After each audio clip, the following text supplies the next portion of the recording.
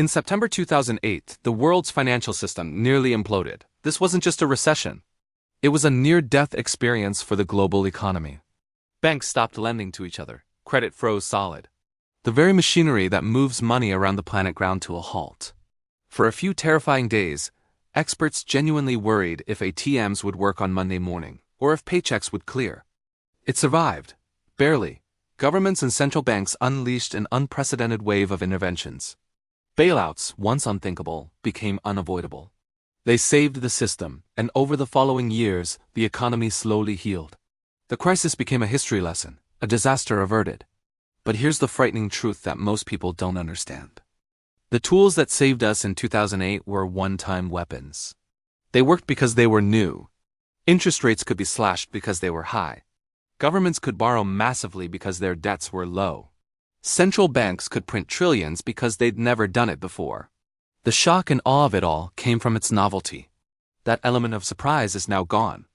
The next crisis will hit a world already weakened by the last one's cure. Interest rates have lingered near zero for years. Government debt has soared to levels that once seemed catastrophic. The ammunition we used last time is largely spent. The threats, however, have not gone away. In fact, they've multiplied. To understand why the next financial crisis could be so much worse, we need to look at three critical vulnerabilities. First, the staggering scale of global debt. Second, a financial system that's grown more complex and concentrated. And third, the breakdown of the social and political unity needed to fight a crisis. Let's start with debt. In 2008, global debt was around $175 trillion. Today it's over $315 trillion. It has nearly doubled. We didn't solve the last crisis by paying down our debts.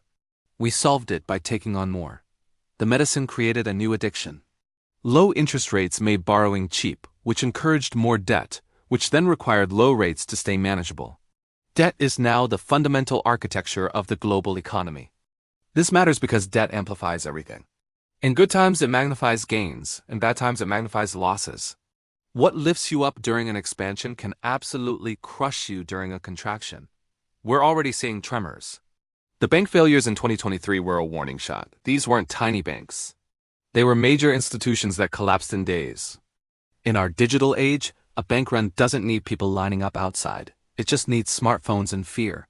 Panic now moves at the speed of light.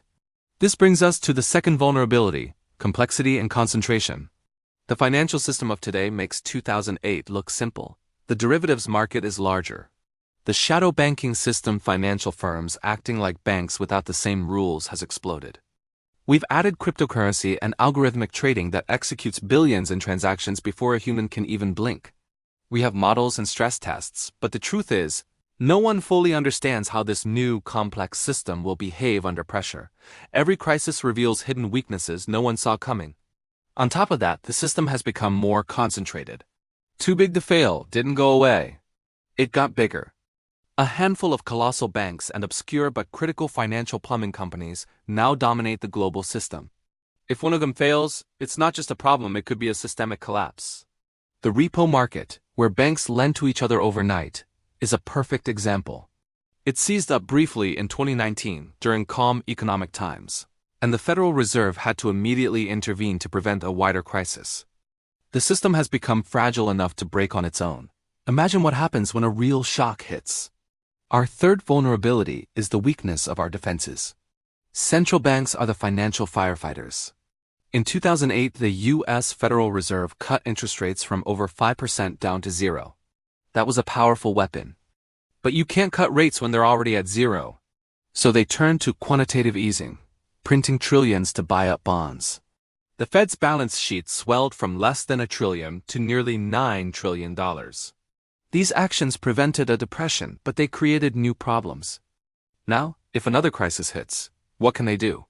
Print even more trillions, risking runaway inflation and a loss of faith in money itself? Or do they hold back and risk a full-blown collapse? Neither choice is good. Governments face the same dilemma. They borrowed heavily to fight the last crisis and the pandemic. U.S. government debt is over $34 trillion. Japan's debt is more than double the size of its entire economy. The fiscal space to respond to another emergency has shrunk dramatically, just when we might need it most. But perhaps the most terrifying vulnerability isn't financial at all. It's social and political.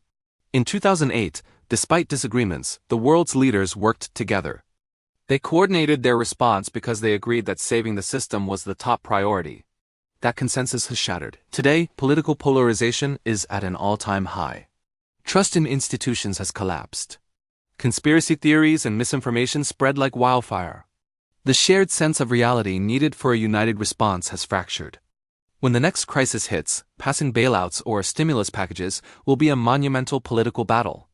International cooperation, which was vital last time, will be far harder to achieve.